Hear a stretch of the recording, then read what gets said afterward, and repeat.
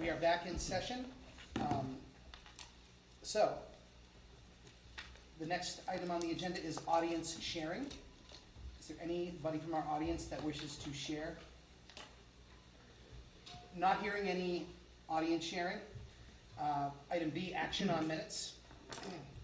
I'm looking for a motion to approve and release the open meeting minutes of September 18th, 2024. So moved. Moved by Paul. Second. Second by Sean. Any discussion? All right, I just want to make note that we do have one remote member, which means we have to roll call vote. So, Kathleen, Yes. John, Yes. Chris, Yes. Jen, Yes. Sean, Yes. Matt, Yes. Paul, Yes. Joan, Yes. and I myself as a yes. The motion passes unanimously. Educational policy, there is none at this time. And so on to item D, new business, legislative update. So a few committee members asked what the district's position is on ballot question 2. So as a leadership team, we did spend time talking about MCAS as a graduation requirement, the advantages and disadvantages, and ultimately we are not taking a position, but we want to emphasize the importance of having local graduation requirements that are rigorous and hold our students accountable and prepare students for the world of work, college or military. I think there's a lot of misinformation around ballot question 2.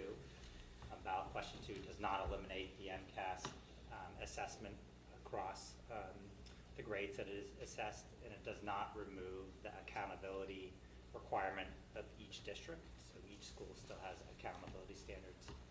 Ballot question 2 does remove the 10th grade graduation requirement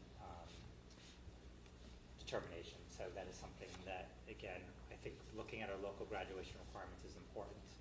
I think for us in Northborough and Southborough, MCAS is a floor, not the ceiling. And, again, we're not necessarily taking a position. So happy to answer any questions that people have about ballot question 2.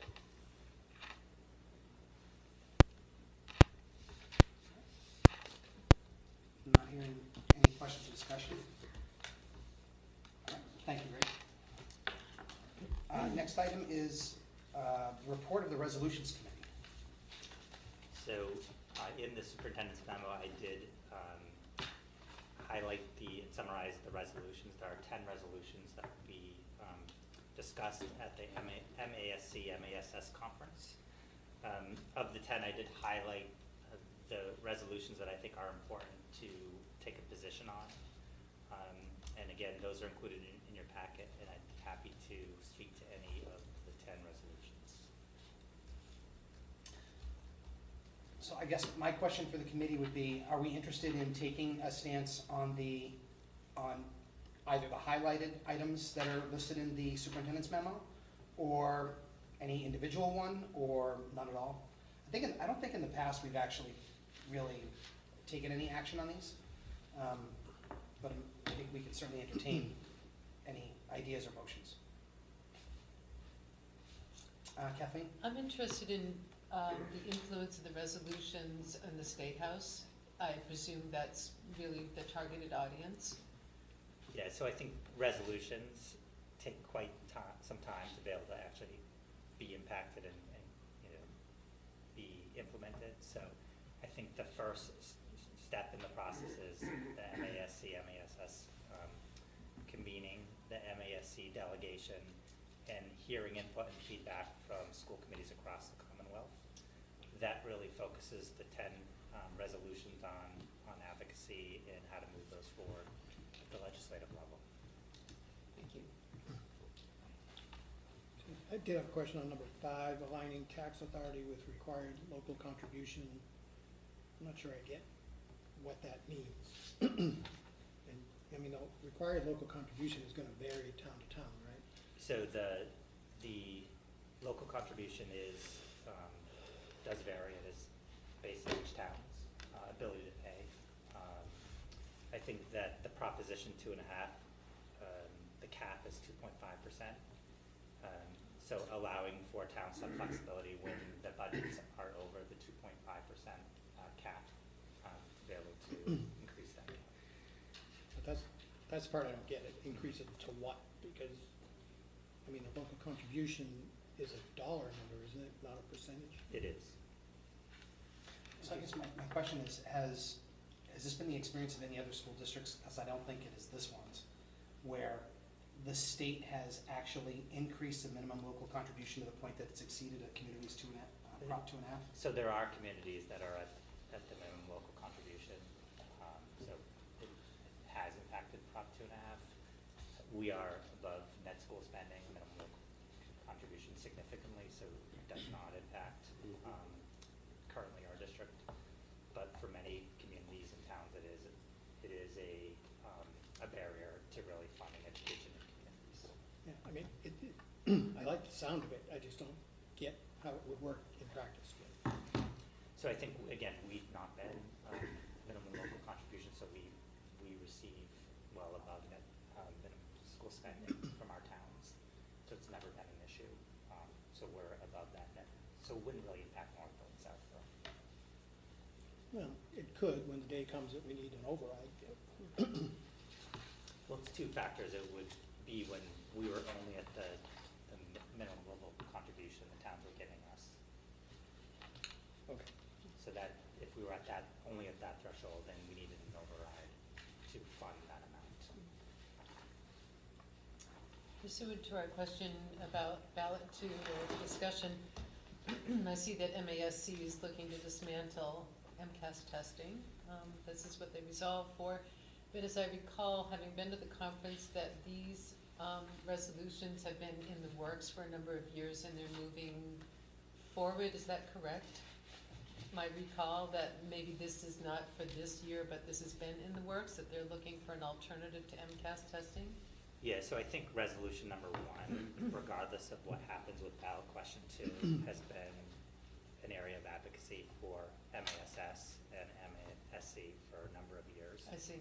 And it really is about having a better graduation determination assessment and really doing that work. I wonder to the degree that voters are aware of that. And right now, there's no legislation in ballot question 2 talks about removing the requirement and leaving the graduation determination based on the local community. So you It's just the technically could 10th have grade. 350 different graduation requirements across the community.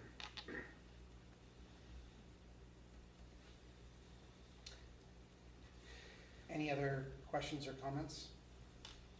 Any opinions on the committee as to whether we want to take a stand on any of these issues? As I remember, Kathleen Polichko has gone to this a number of times, and she said they tend to change on the floor, so it's kind of pointless almost to take a position, you know. Just my opinion anyway. I appreciate that. I'm not hearing anything, then I'm going to pass over those. I'm not going to make a motion on any of those issues. So moving on to the next item agenda, appoint MASC voting delegate to the annual business meeting. Is anybody interested in attending to be a voting delegate at the annual business meeting of the MASC? I think I looked at the schedule, if I'm reading it right, it's on Friday, like Friday Mhm. afternoon is the actual, 3:15. when the voting happens, I think I could swing that, I can't make the Meeting? whole 3-day meeting, but. No. No. All right, so I hear that as Paul's interested in being the voting delegate. Is anybody else interested?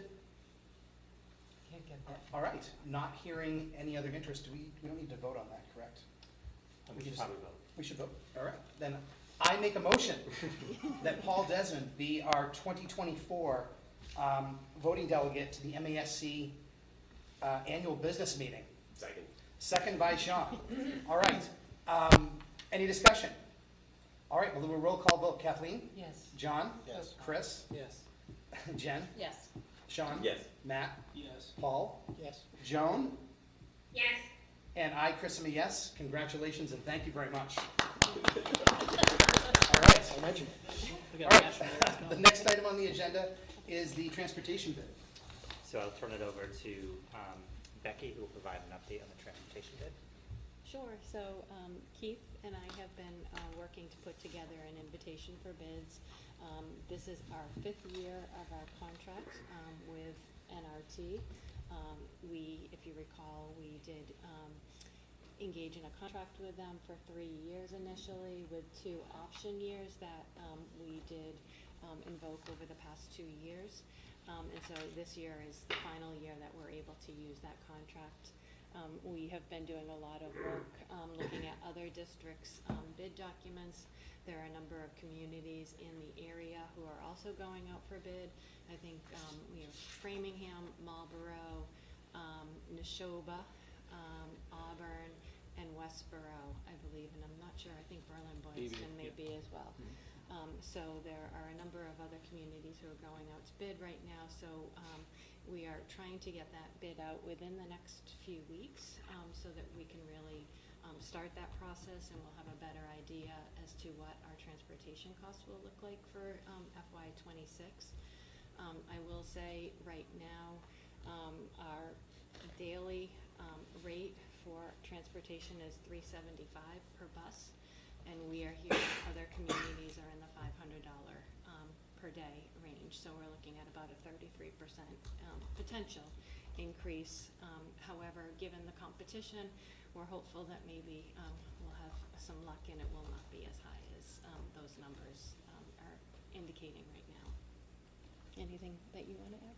No, and the other thing that we really focused on is the content of the IFB, to make sure it is particular about the things that we have as our expectations, and also an opportunity and a clear path for if there are any types of infractions. Those are built right into the document that we've created. So those are why we did look at a variety of different bid documents. We took some from our prior bid that was pretty solid, and then have added to that. So it feels like it's been a good evolution from where we were in 2020 to what this will be in 25, 26. Yes.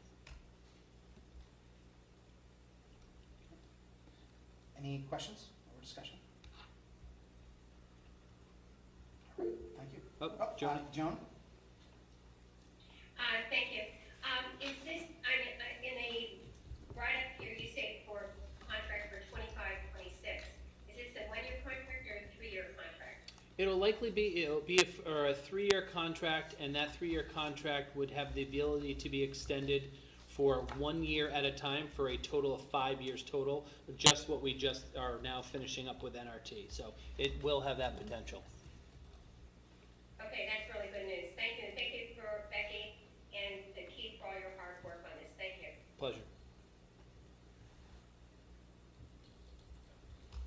All right, thank you. very much. Welcome. All right.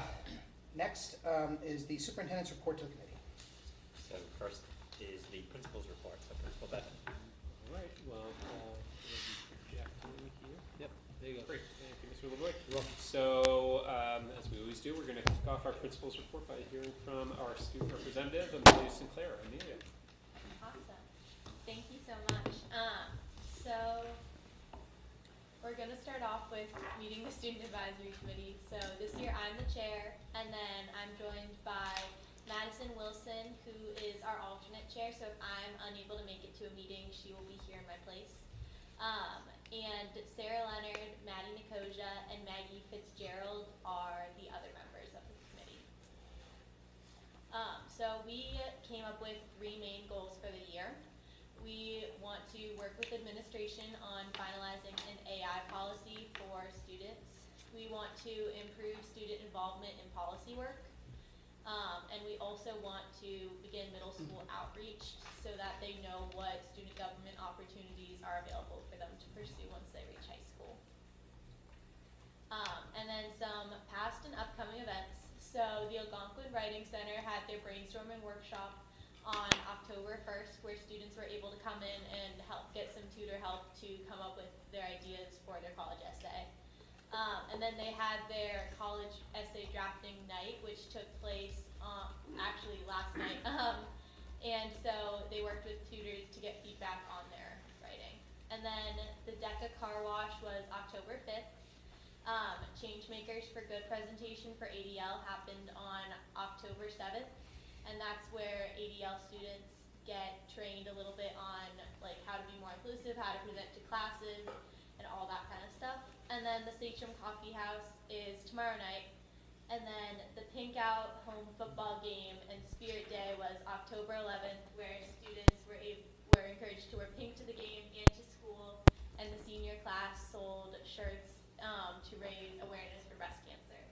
And then the chorus concert is coming up on October 22nd, and the orchestra concert is coming up on the 30th. And that's all I have. Does anyone have any questions? Okay. Thank you. Thank you.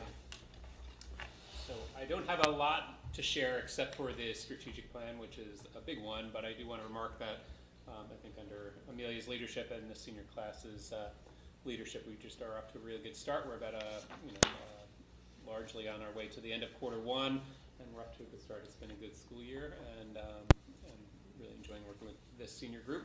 I think specifically what we're seeing is with the athletic complex being open for Friday night football games, school spirit is anecdotally kind of higher than it's been in some time, and that's been a real, really enjoyable way to kick off the year. So tonight I'm going to be overviewing our school improvement plan and how it fits into our work around the district. So as you know, we are not just our own school, our own island here. We are part of the 10 schools, 3 districts, 1 community of learners that comprise the public schools in Northborough and Southborough. And the strategic plan that I'll be presenting, the school improvement plan that I'll be presenting, really is built on the architecture of all these schools in the 10 school group here, and those leaders, and under Greg's leadership, we have continued to kind of pull oars in the same direction to make sure we're making progress on all the key high leverage areas that we need to work on. You've seen this image many times before, but I always like to orient a lot of our work back to it. It's our portrait of a graduate. I will note that most schools would just really, they'd be very pleased to have a document as comprehensive and thorough and well designed as this one, and also kind of cool looking, by the way. When I go to NEASC events, and this is a real focus on NEASC when they're seeking to encourage schools to improve, they really orient them around what is your end product designed to be, and think of that, and we've had that established, and I had the great fortune of, when I became the principal, of inheriting this really great document that orients us around the priorities for the district and for our work every day here at the high school, but also at Trotter and Malkin and at the elementary schools as well. So our strategic objectives unfold as you've seen these icons before in 5 different domains, and this year we are in the reauthorization phase, so in the 6-year sequence or the 6-year vision process, we are in the kind of the second of the 2 3-year processes. So we are kicking that off, and we are focusing, this is a lot on the right-hand side here, we're focusing on the 3 big buckets here, these 3 big categories that you're gonna hear a lot about tonight, and that really, not surprisingly, comprise the lion's share of our work every day, because they are the most student-facing and most student-centered work, and those are empowering learners, equity of opportunity, and healthy and balanced learners. So not to diminish the importance of the other 2, that's work we also do, but the most student-facing, student-centered work is what shows up in those big 3 categories. So before we get into that work, I'm just going to give you a bit of a brief overview to remind you, if you're not aware, but to give you a bit of a starter set of the knowledge about what our school looks like. So our school enrollment is roughly 1,200. I checked it today; it was 1,195. We've been hovering around that number for the last 2 years. We anticipate that'll go up a little bit in the next few years. That number at about 1,200 has been the lowest in our school's history in some time, and then that reflects just broader population trends in the state and in the country. Our schools has been as big as 1,450 students. We're at about 1,200 now, like I said, and then that number will climb. So you can see it's a pretty even distribution of our grades, grade 9, 10, 11, and 12, and that grade 13, that's our group of students who stay with us and proceed toward, they proceed with their education until they turn 22. You can see that we are an increasingly diverse school, so that pie chart would not have been the same 5 or 10 or 15 years ago. as a teacher here. We were just not as diverse a school as we are, and that's something we're really proud of, and I think that we meet the needs of all of our students quite well. Just to give you an idea, our percentage of students with disabilities is 15.9%. That's that's pretty close to what you would see in other areas in the Commonwealth. Our percentage of students who are on 504s, you see it there. It's very close to the same. And then we meet the needs, of course, of all of our students. Our EL students, we have 11 EL students and 37 former EL students. So we're a diverse school that meets the needs of all of our students where they are and provide what they need to be successful. Primarily, our students go on to college, but we do our best, and I think we are constantly finding ways to meet the needs of students for whom that's not the outcome they're seeking. So just a few words about our school improvement plan. It was shaped by our administrative team. That's myself, our 3 assistant principals, and the career exploration and innovation leader, Michelle Kalin. As well, we worked closely with the school-based leadership team. Those are almost all of the people on that group, except for the administrators, are department heads. So those are people who come to this meeting and present, every other month or so. Next month we'll be hearing from Amy Collins from the Fine and Performing Arts. So they all contributed to what the areas that we're going to be focusing on in a moment. And then also I would take in, of course, feedback from our school council, which includes parents and students and some community members as well. So that's a wonderful group that I always enjoy seeing monthly. All of our priorities are aligned with the district priorities, so you'll see that in some of the future slides, which is that our priorities are the district priorities and vice versa. We're the biggest school in the district by far, so that's not surprising.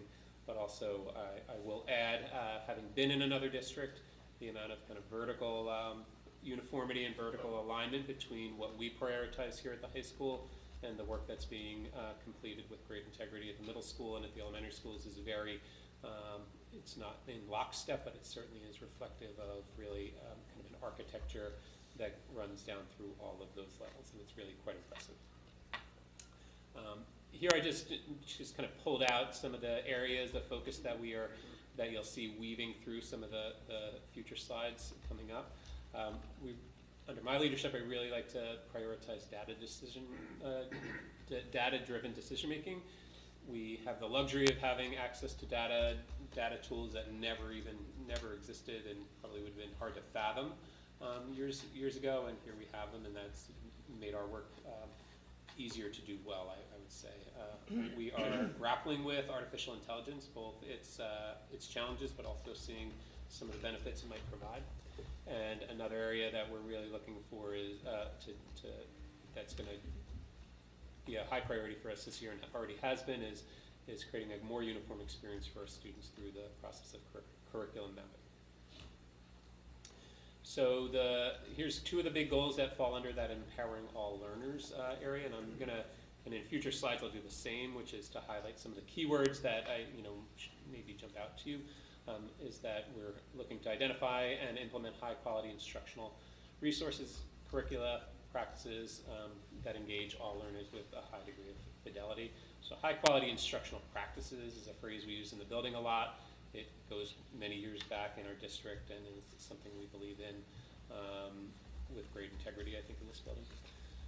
Another goal is to develop and implement and refine practices for engaging educators in collaborative learning communities and examine data effectively. I won't read all the rest of that, but we do, again, rely and lean on data pretty closely and pretty heavily, and our goals do reflect that.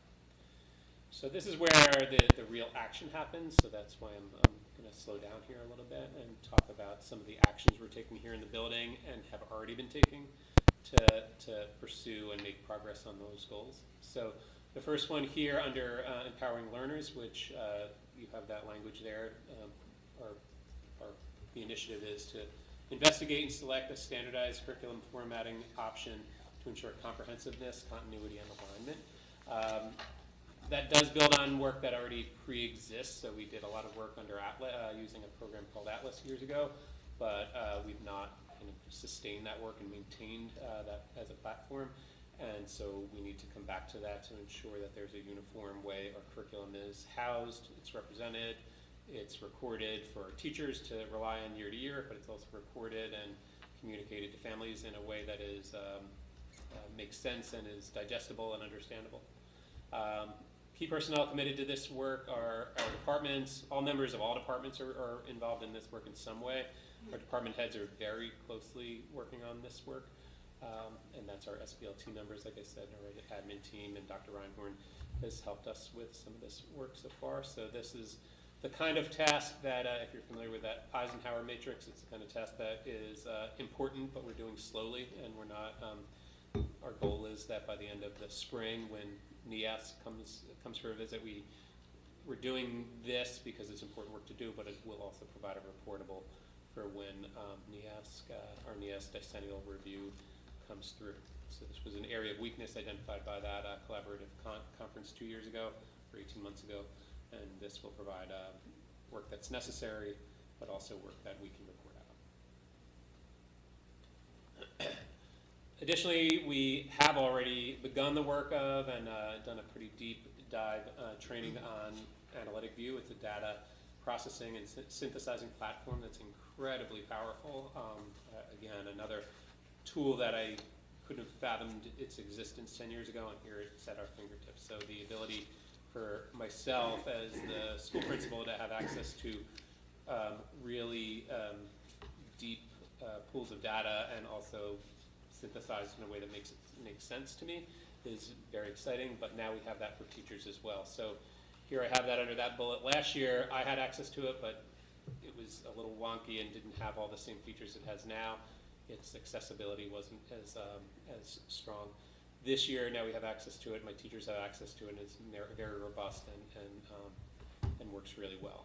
So our key personnel working on this, again, all staff spent time at the beginning of the year unpacking data through this platform, which gave them a real, not a glimpse, but a real detailed, granular view, as granular as they would have liked, into their students and what their needs are and what their successes are and what their challenges are.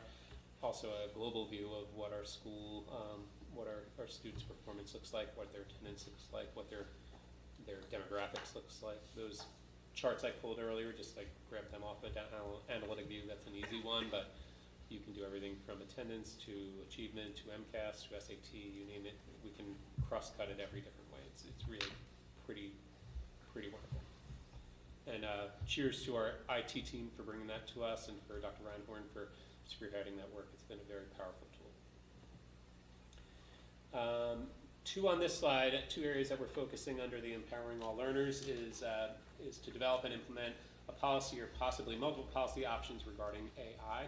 Of course, that's artificial intelligence. That is a topic nobody was really talking about 2 years ago. A year ago, a lot of people were talking about it, and now it's something that is really dominating all conversations around the world of education. So schools are scrambling to catch up and make sure we have some policies in place that guide what students can do for the use of AI, but also guard against the misuse of AI. This has been in the news quite a bit. This week, Hingham was in the news for this exact issue. So we want to avoid that kind of thing, but really our larger goal is to not just avoid trouble, but to train our students in proper and appropriate use so that the work they complete is their own work. We are doing a staff training on next Friday. We are going to be starting with kind of a starter set of information to bring all of our staff up to the same level of understanding about AI. And then there'll be breakouts for teachers to explore areas of AI or topics on AI that interest them, everything from like nuts and bolts, new tools that they might be becoming aware of, or more philosophical discussions about what AI could do for the work they do every day. So for example, the idea of teaching writing right now this is really going to challenge how writing is taught, how it's graded. These are things our teachers are really grappling with. There's a lot to be excited about. There's a lot to be worried about as well. So we're tackling that tension next week. We've already reported a little bit on this, and that photo on the right-hand side are two of our summer intern students. Those are two young men who worked at Firefly Coders over the summer. They had a summer internship where they taught classes to younger students. as part of our first ever summer internship cohort. We had 4 students do that. We are looking at many more than that already expressing interest in that for the summer. And so those their experience would fall under this action here, which is to enhance students' career awareness of diverse careers and create opportunities for them to experience these careers firsthand in workplace settings. So we have 10 students already signed up for spring internships. It's really the first time we're doing this because it's happening during our regular school day, and with our rotating bell schedule, it's not very kind to that kind of approach, and it's going to require a little bit of innovative thinking that we've already achieved and we're excited about, and we're going to see how our students respond to this. We're really, really excited about what that could look like. As well, we're looking at having a full class program for our whole junior class to almost have, if you're familiar with it, you might remember I spearheaded a program with the Marlborough Chamber of Commerce last year, and the previous year to have students do kind of a carousel style activity where they met industry professionals. That impacted 25 or 30 of our kids. We're looking to bring an identical program right here to our school and maybe have our whole junior class do that exact same event here in our building during the school day. So it's something that Michelle Kalin is working hard at, and we're ironing out some details about that. The target for that is in March. Under our equity of opportunity goal, we are aiming to always maintain and enhance inclusive classroom communities and school environments characterized by equitable access to learning for every student, regardless of background or ability, and strive to address their diverse individual needs effectively. I think that's something we do well. We are really we're kind of a model program for a lot of our special education programs. Some of the ones that draw a lot of the attention are what you see here, which is our Titan Games and our other inclusivity programs like Best Buddies and Unified Athletics. But that's not the only ones that we have, of course.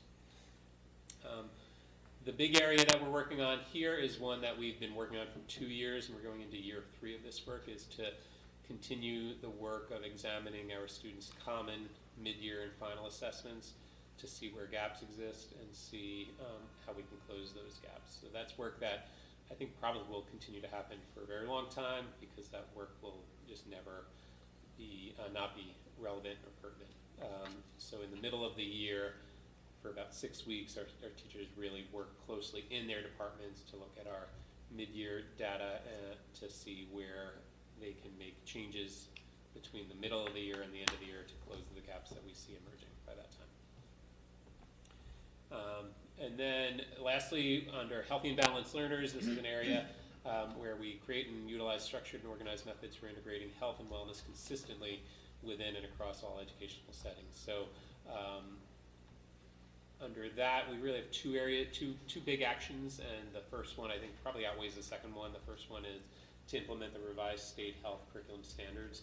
When that says in process, that's a huge undertaking. Mary Ellen Duggan has been hugely influential in that work. Assistant Principal Andy McGowan is spearheading that work as well. But those standards have not been updated, I think, in 30 years. So shifting to those is a big change. I will say, however, it's not as though we were teaching physical education and health in the same way as we were 30 years ago, but we are not teaching it in the same way we will next year or the year after. So we have work to do. I'm very proud of our PE and health teachers. They come at physical education and health in a very forward-thinking manner that a lot of schools would be very eager to steal from. And so shifting to the new standards, I think, will be an exciting opportunity, but also not a massive, massive sea change. Work we did over the summer and will continue to do that Mary Ellen and I have been doing is to examine our Metro West Adolescent Health Survey findings and then find a new kind of a way to consolidate those findings in a way that's digestible and communicated to the communities of Northborough and Southborough in a routine and predictable kind of way. All right, and then I collapsed the following 4 actions, and there's 2 up here, and there's 2 that are going to show up in a moment. As ongoing, they're not that they're much lesser than, but these are things that we continue to do and have not consumed as much bandwidth as some of the others.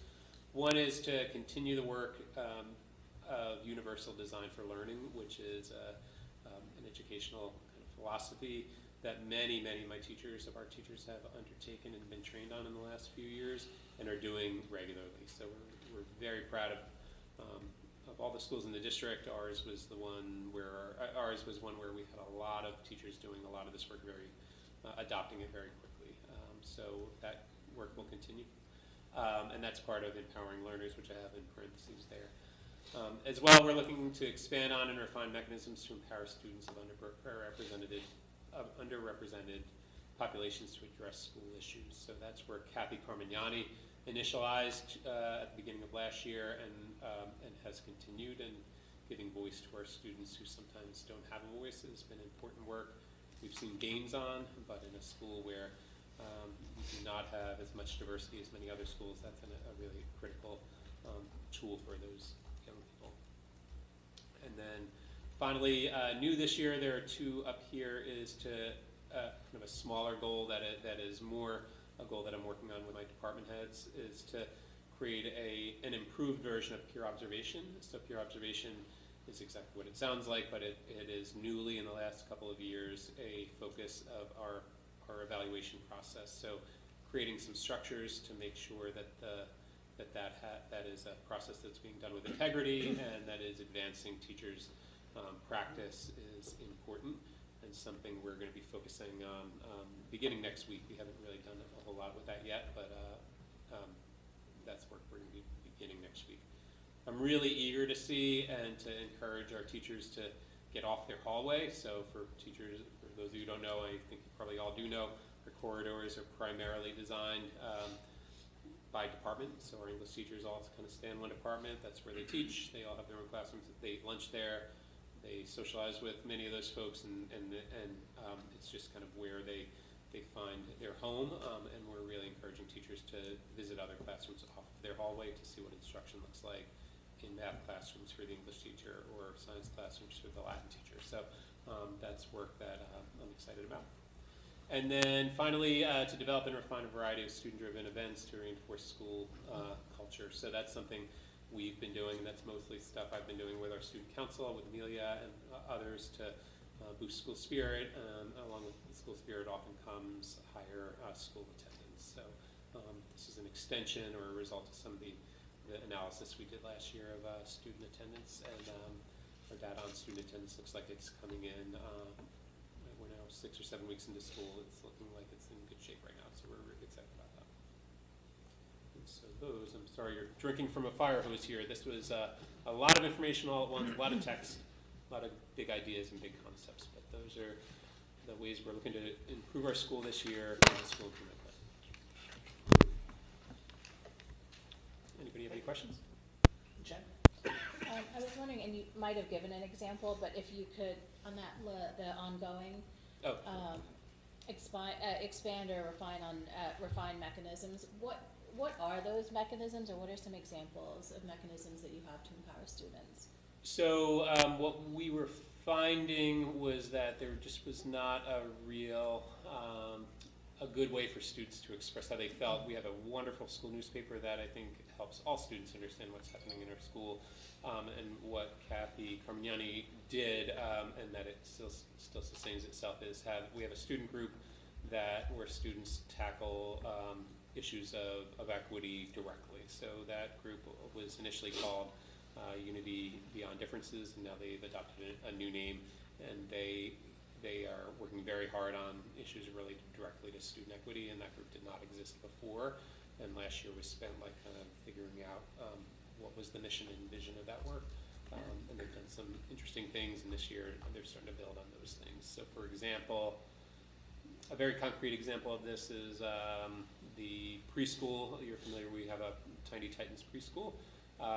There's a sticker on the outside of the preschool window that has a bunch of cartoon figures, and they're all white figures, and this group will be looking to reshape that space and make that actual visual representation of all the students who come into our building more representative of the students who are in there. And that's like just one example of the first things they're doing this year. Thank you. Any additional questions? I had a question about the peer review, up to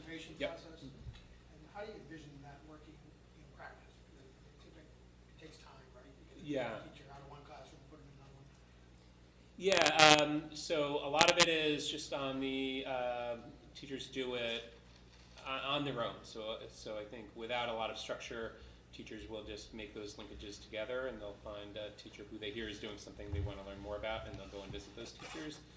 I think what we found, and not surprisingly, without a lot of structure, teachers will go to where they're most comfortable. And they might not, if you're an English teacher, even if you're in the building for 5 or 10 years, you might not know somebody way across the building who you see at a staff meeting once a month, and might not be aware that they're doing something very exciting. So one of the things we've kind of joked about is creating some type of platform, not a literal digital platform, but almost like a dating app kind of sensibility where you identify what you're looking to improve on, and then we create a document or some way for you to see what other teachers are doing those things well. So you might want to learn more about how to use a certain platform or tool in your classroom as an English teacher.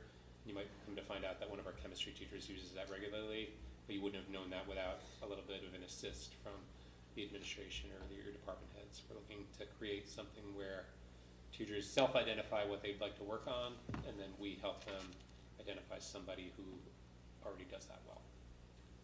That's work that's been happening organically forever, but we've not really routinized it, and we're looking to do that. Thank you. I have a question on analytic view. So, correct me if I'm wrong, but Algonquin uses Naviance for Yeah. as guidance software. PowerSchool and Canvas. So how does all that data get into analytic view? Is there actually an individual inputting all that data manually, or is that software? Is there some kind of software integration? It's AI. Do you want This me is to a take this? Stephanie question. Yeah. There's nobody typing it all in. But, Yes, so this is part of why there were several years of kind of back work and choosing the right platform before it was actually rolled out to teachers. We have Julie Marshall, who is a data technology specialist, and then there's Judy Davies, who is a data specialist, and then Kathy Carmignani is Director of Instructional Technology and Science. They all have many responsibilities, but I would say Julie and Kathy are probably the most involved in analytic view. Judy is very involved in PowerSchool, so they're all very interconnected. We have automatic flow of data from PowerSchool to analytic view, and from several other sort of data sources. And then there are a few things where Julie Marshall will send the data to analytic view to be uploaded periodically throughout the year. But there are many things like PowerSchool syncs every night with analytic view. So our attendance data is coming from PowerSchool directly into analytic view on a nightly basis. Our MCAS data is an example of data where we get the download, we send it to analytic view, and then they put it in. Access data is similar. So there's a few different mechanisms, but it is a lot of it is highly automated. And just to jump in, I can give you like what it looks like from the back end. I won't show you because it would show student data that's not appropriate, but I have a data team that meets every week or week and a half, and we're always looking at our seniors who are in kind of at risk, and I'd always have a list literally written in my notepad on who we are keeping an eye on. Now I have that list created as a cohort in that platform, and I can go into that platform and just pull up that cohort and know those 12 or 15 seniors, what their attendance has been, what their grades just came in to look like, any key data that could exist on a student in any one of our platforms now shows up, and now I have it in a way that I don't have to go digging. All that data also existed last year, but I would have had to go kid to kid on each of one of their, PowerSchool program, PowerSchool accounts to see. It's really exciting. I can certainly see where it's beneficial from an administrative side, because you can get overviews of individual students. Yeah. Have the teachers provided any feedback? So the teachers, now that they're able to access the information that's in there, have they provided any feedback in terms of the value of the information that's in there? Or is it really more of an administrative tool to give you kind of it allows you to, target isn't the right word, basically provide targeted interventions to specific students from an administrative side? That's a great question. So our kickoff to the year was really honed around, built around this. I will say I don't think teachers have had enough time to really tinker and to pour into like the features on this. What we did was identify some of what our data tells us is going to predictively let us know what kids are going to need the most help earliest. So students who transfer in, for example, our data tells us if they transfer in after 9th grade or after the start of 9th grade, that's I don't want to say red flag, but that our data is very clear, or signals that we should be looking at that student to support them sooner than later if need be.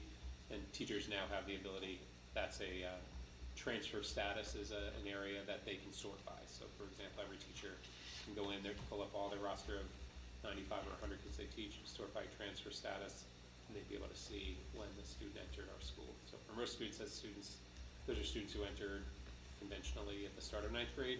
Students who are entered in 10th grade, you wouldn't know if you taught them in 11th grade, you wouldn't know they're new to our school community, and now they have that, and that's a really crucial piece of data that you never would have had. I'll just give a couple of other practical things. I think for teachers, it's relatively new, so Yeah. we're still going to be looking for feedback. Part of the reason we selected Analytic View as our partner in this work is that there's a tremendous amount of customization that we can do with them. So we have, as we've gone through this process, been continually asking teachers, administrators, what's important for you to be able to see, what do you want to be able to do with it. It could be in the future that if we were saying we want to be able to do something with the common assessments, that's something we'll want to start working in here. But there's some very practical things. Having Kathy Carmignani just out of the high school and just out of, sort of that school-based position, a teacher can, she had these ideas of like the things teachers often need to know right away. And so for example, like teachers, when they pull up and they see their class roster, there are certain buttons across the top so they can see L's, how many L's English learners they have, how many former English learners. If they click on the box, it tells them who they are. They can see who needs translation and interpretation. If they click on the box, it tells them the exact information. Which parent needs what language. Things as simple as no photos. People who have opted out of their students having photos, click on the box, it tells you exactly which students. So that we're not inadvertently publishing photos on Instagram. So there's certain things that Kathy's really taken the lead on getting some very useful, quick things. And then I think our work now is to kind of go deeper to that level. And Sean's already working with the student assistance team, but how do we go deeper for the teachers now to say how do we use this to help inform the instructional practices and kind of how we meet the needs of all learners. Well, thank you. I think it's great that there's a central repository for that information. It's, that, as opposed to trying to find the person or find the people or find the software that does that. I think that's a great tool. So thank you very much. Exciting, yeah. May I ask a follow-up question? Yeah. So, completely supportive of the efforts and good to see it taking place, but so from a budget perspective, is that a central office function that's shared across the 3 districts? Yes. Split.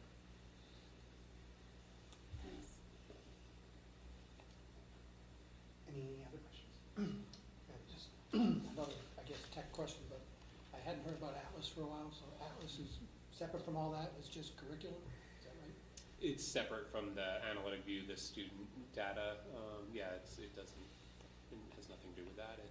That's a repository for curriculum and scope and sequence and other documents related to. And essentially what happened with Atlas is the company really did not keep their software relevant, is the way I would put it. It was, sort of you could put your curriculum maps in there, but it wasn't sort of really serving a purpose beyond what a Google Drive could serve in terms of the storage. So we are sort of moving beyond that at this point and saying how do we sort of map our curriculum and sort of track that, and that's some of the work Sean is mentioning in terms of the NEASC work. But we're still using Atlas to do that? We are not using Atlas to do that. We are doing that outside of Atlas at this point. A follow-up to that, are we still paying for Atlas, or We are not paying for Atlas. do we have access to all the data that was put into Atlas? We did get all of the data that was given to us. We had to, that was our last payment to them, was to get all the data. Any additional questions? All right. No, thank you very much. Thank you.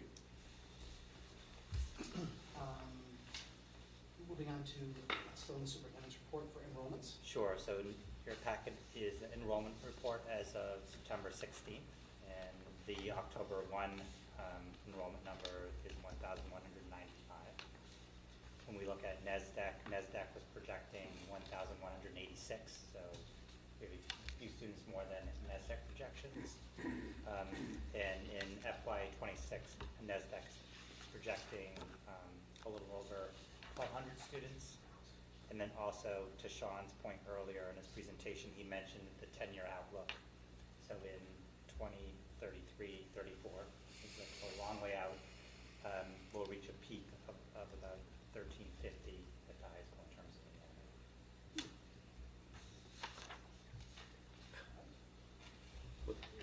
Do they have a split by town on that? No. That So- 10-year out, like, They is, do. yeah, is They it, do. is And it it's fairly, even to? fairly even. Okay, So the proportions Yeah. are pretty stable. okay. Do you know offhand, what's the most we've ever had? I think Sean, what you had mentioned was like It was 1456. 1450. Yeah, 50. I don't think we've ever crested the 1,500 mark.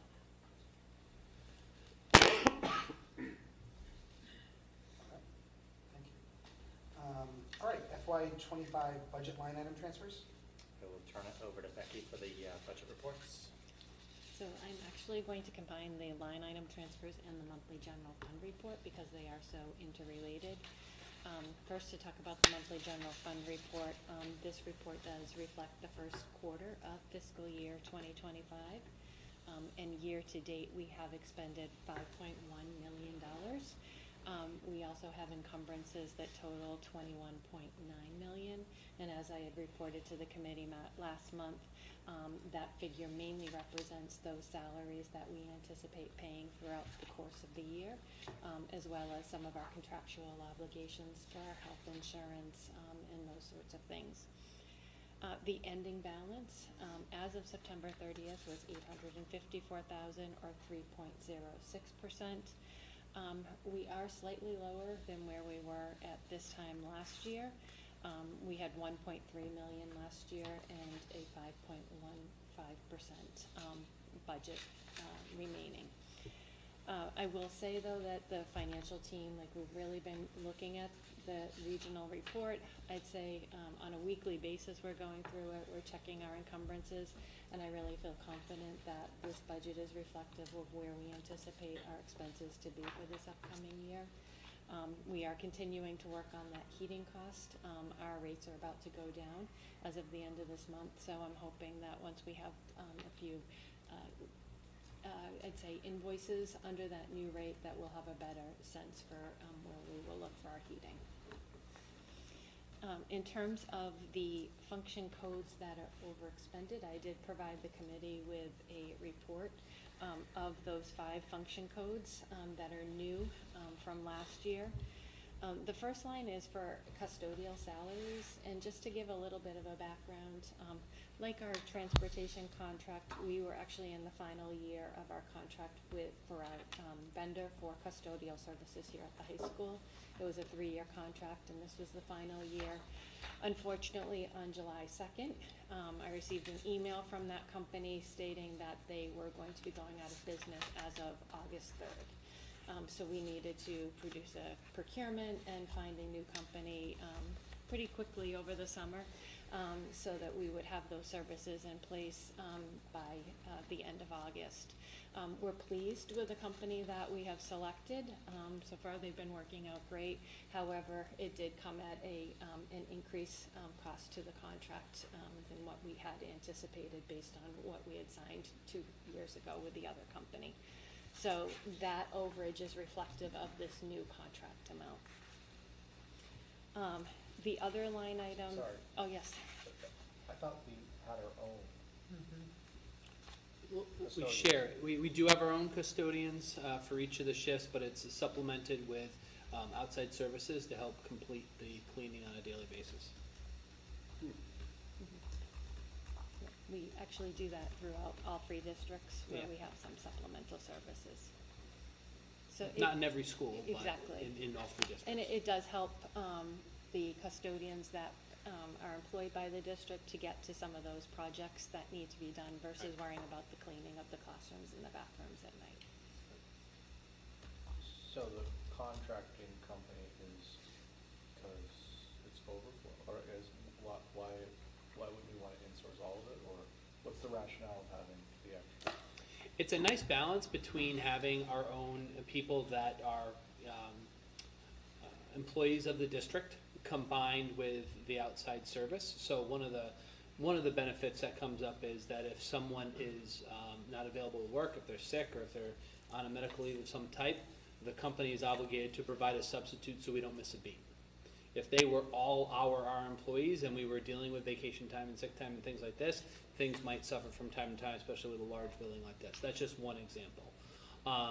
The other example is that, you know, when you're looking at the complete cost, especially with benefits, having the balance between both really makes it a cost-effective way of doing it.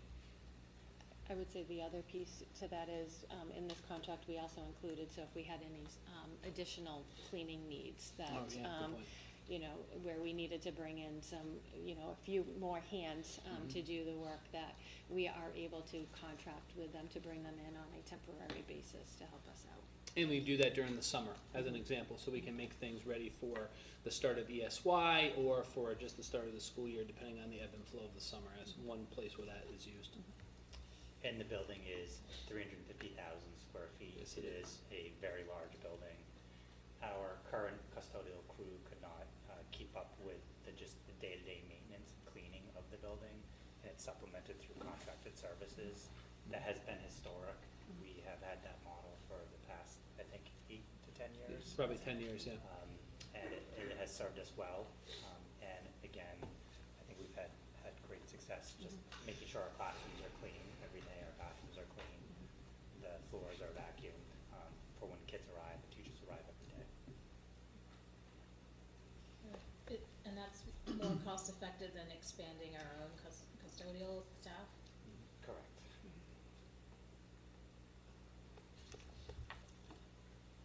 So continuing on with that report, so the next line that is over our separation costs. Those costs are ones that we budget every year. We try to look at people who have indicated to us that they may be retiring in the upcoming school year.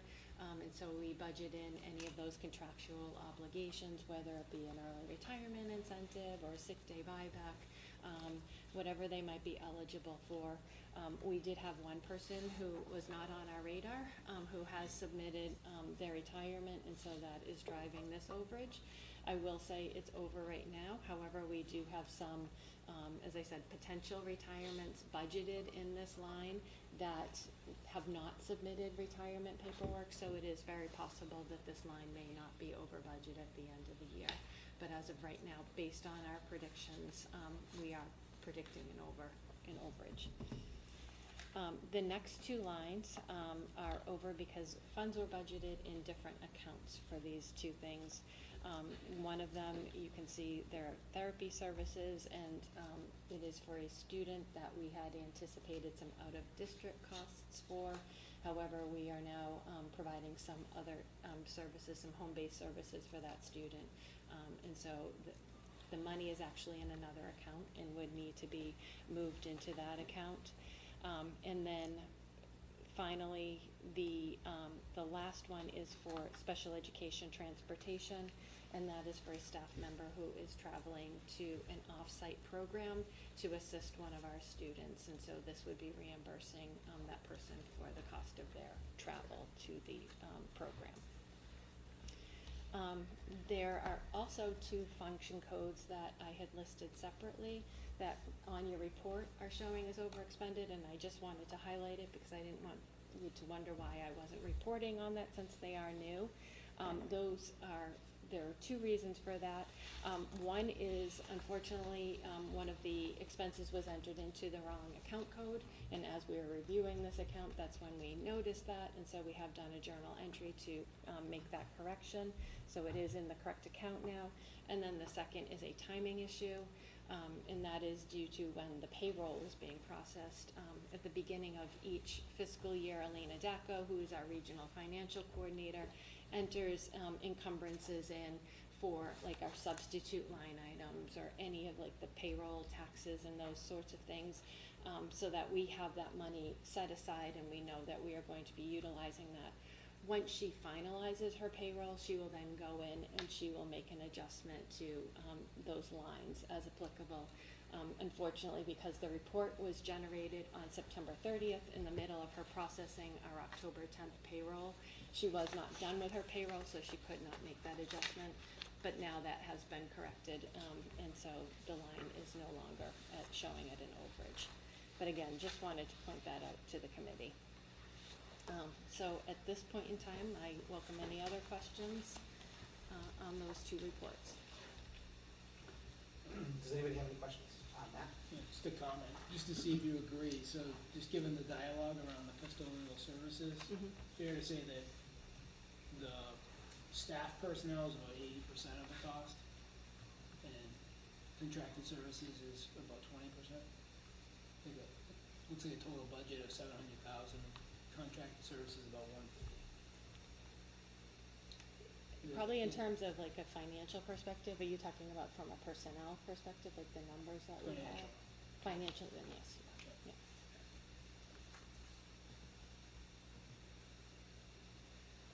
So the other piece I would add in that too is, I'm not sure all of the healthcare are captured in that line item either. Healthcare is a separate line Correct, item, so yes. it's also, All for all staff. yes, for those Yeah. employees. Yes. Yes, just the salary. Just so. I'm not hearing any further discussion. I will entertain a motion to approve until audited the FY '25 budget line item transfers and the FY '25 monthly general fund expenditure reports. So moved. Moved by Paul, Second. second by Matt. Any additional discussion? All right, we'll have a roll call vote. Kathleen? Yes. John? Yes. Chris? Yes. Jen? Yes. Sean? Yes. Matt? Yes. Paul? Yes. Joan? Yes, And I am a yes. It is unanimously approved. Thank you. On to FY '26 budget priorities. So in your pack, actually, we have the statement of revenue. Oh, sorry, statement of revenue, I apologize. So there really hasn't been much of a change, I would say, in the revenue report from last month's. We have received our Chapter 70 and our charter school state payments. As I mentioned last month, our investment income continues to be healthy.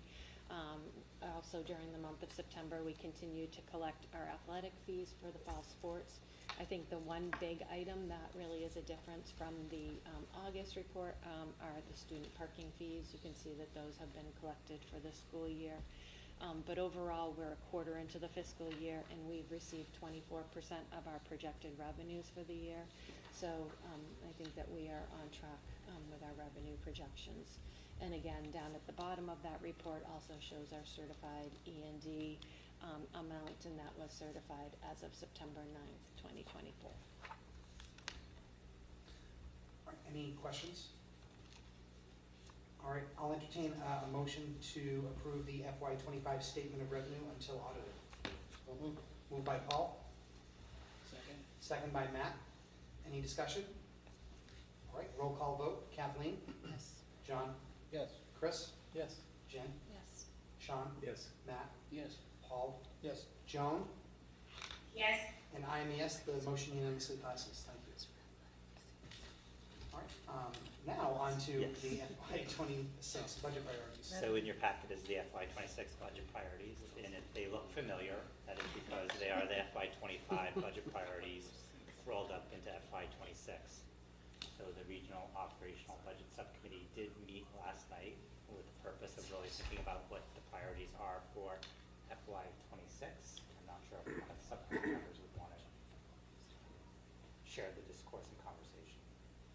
I would say that the conversation, Mr. Spencer, would you like to share it?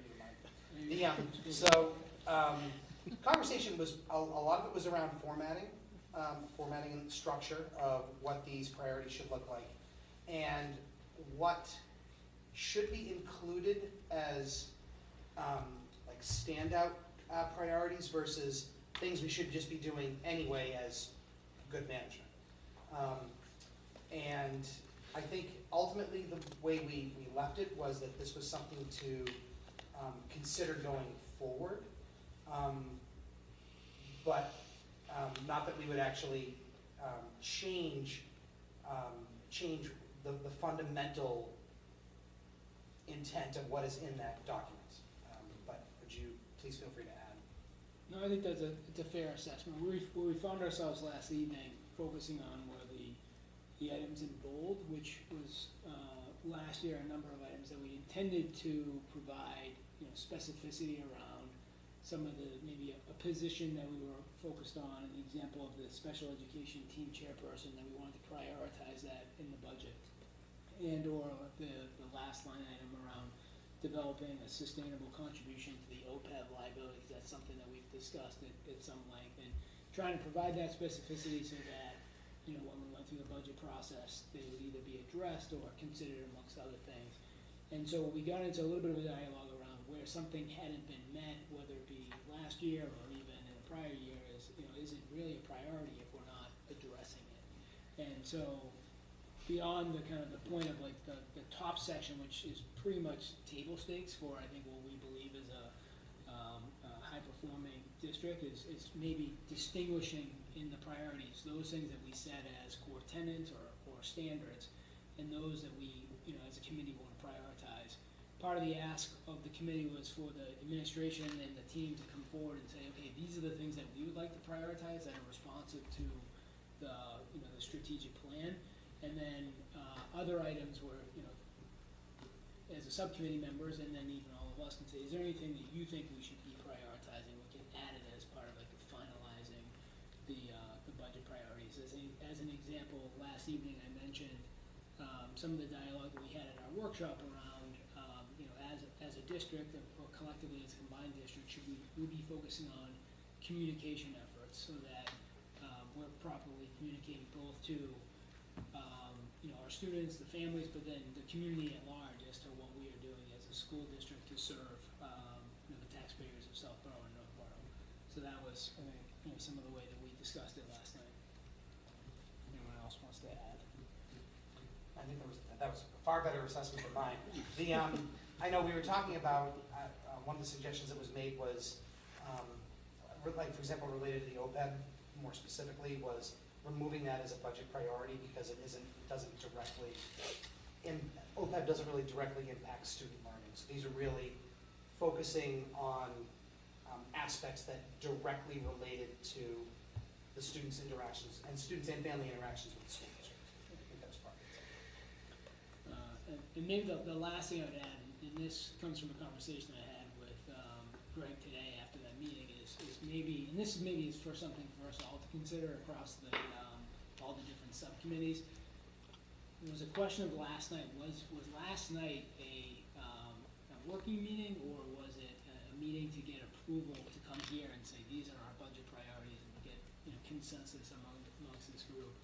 And so what struck us is we don't have designated chairs for subcommittees, and maybe the question I ask is whether or not, it doesn't necessarily need to be for all, but should we consider for certain subcommittees of substance, and I would say budget, operational, and the capital spending, or maybe the policies might warrant the election of a chair. And the benefits of that is what we see in this meeting as a construct of our chair spending time with Greg prior to the meeting, formulating what do we want to accomplish in this meeting, and having that same structure at the subcommittee level for a certain room probably would be a benefit, so that when we get into the meeting, it's clear what's the priority and objective for the meeting. And I think so that's probably why last night we got into a little bit of a kind of a healthy dialogue around what are we trying to do, and we didn't modify the document at all as to what we're talking about here. So something for consideration. So we did leave with action items. Yeah. So Becky and I did get a good sense of how to create a draft of the FY26 budget priorities. So that is what we're working on now. We will reconvene the operational budget subcommittee to present a draft for continued conversation. And then the plan is to bring the budget priorities for committee discussion at the November meeting. Paul, if I could comment on the last thing you said, Matt, I think it is a good idea to have a chair for, these bigger subcommittees like capital and operational at least. And I thought we used to, but I guess it kind of went by the wayside, but, and I love that idea about, having a chair and having a plan coming into the meeting, goals, what you want to get out of it. I mean, I'm sure it'll be a more productive meeting if we do that, so I'd be all for that. I would be, we actually have the subcommittee and liaison assignments as old business. I would be, if it's the will of the committee, I'd be willing to entertain a motion to make that policy for the standing committees, which would be the audit subcommittee, the capital planning subcommittee, operational budget subcommittee, payroll and warrant subcommittee, and the policy development subcommittee. I would be willing to entertain a motion or at least a brief discussion about asking those committees to elect chairs.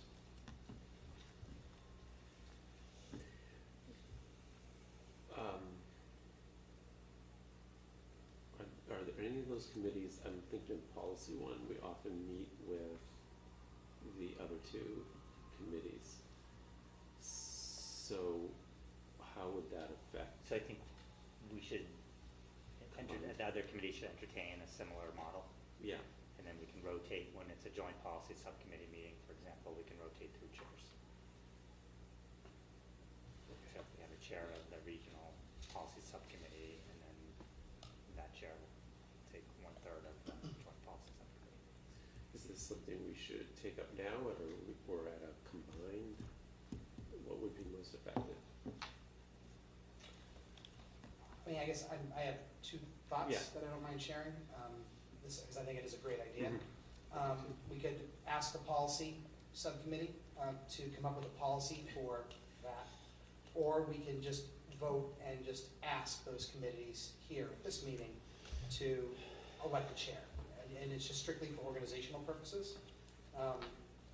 I don't see a need to develop a policy as to what the function of the chair is.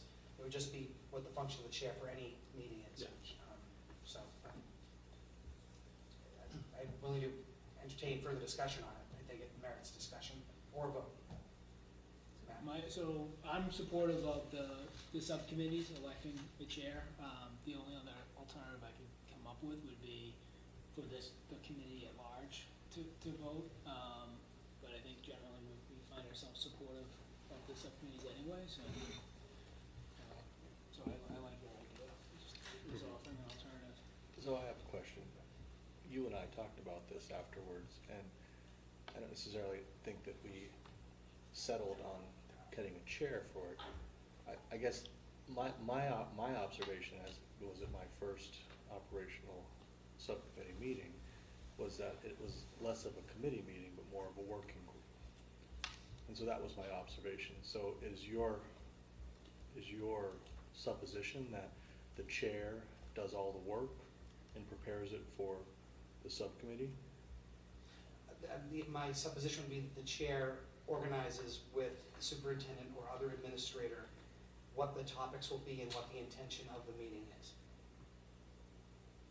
And so not to have it as a working group, but to have it as a committee to report back to the full committee.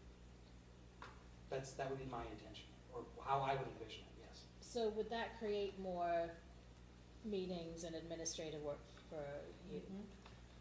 So I think it would, from a central office perspective, it would make the meeting time more efficient, because I could have conversations with the chair of each committee and say, what do we hope to accomplish and what's the best structure to accomplish that goal?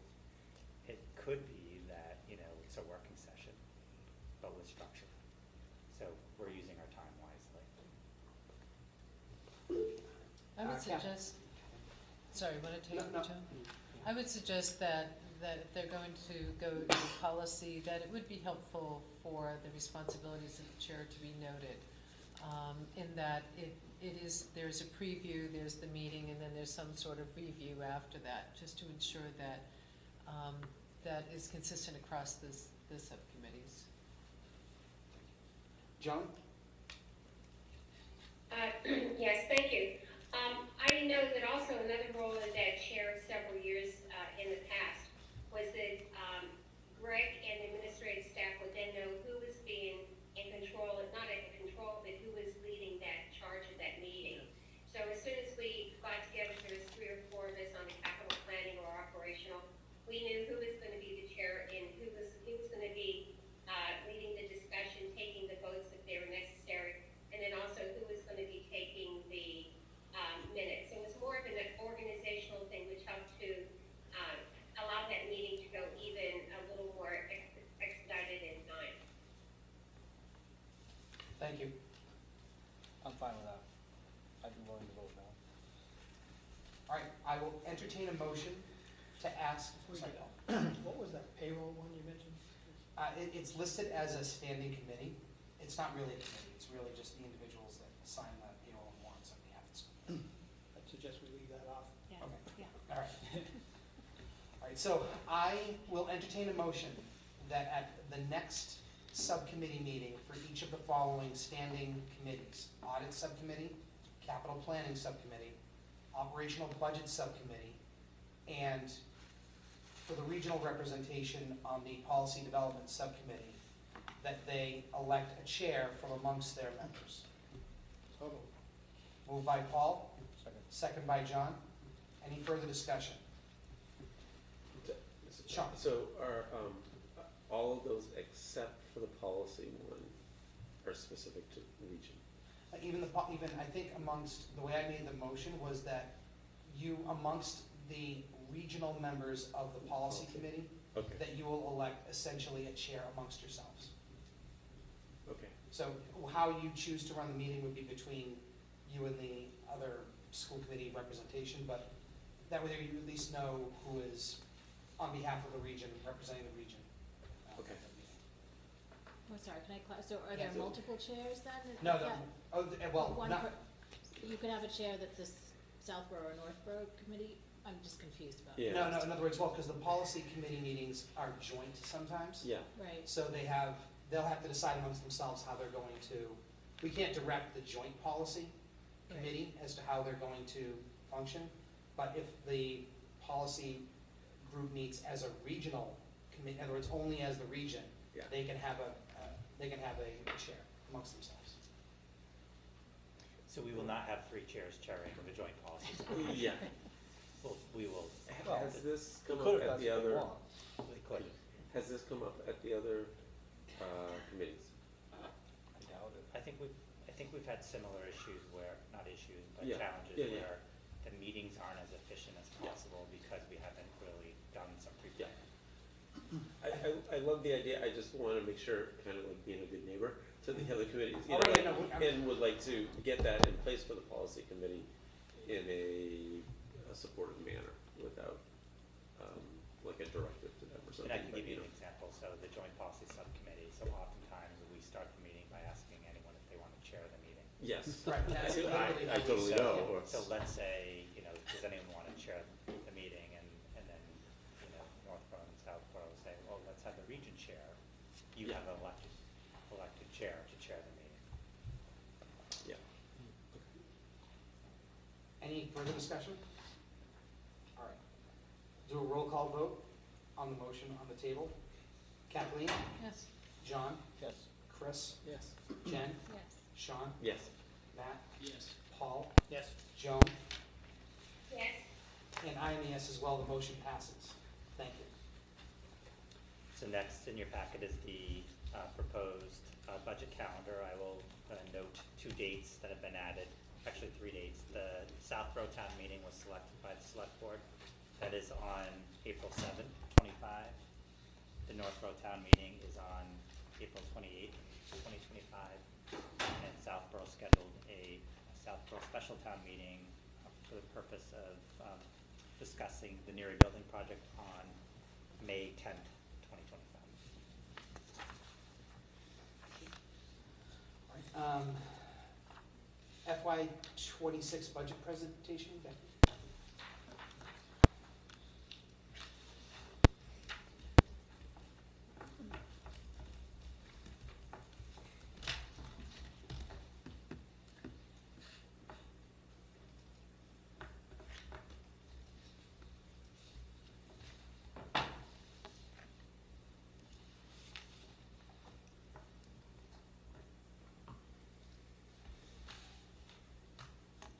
Okay, so, just to give the committee a little bit of an overview of what our budget process looks like, and also just a few reminders about what FY '25 looks like as well as we were preparing that.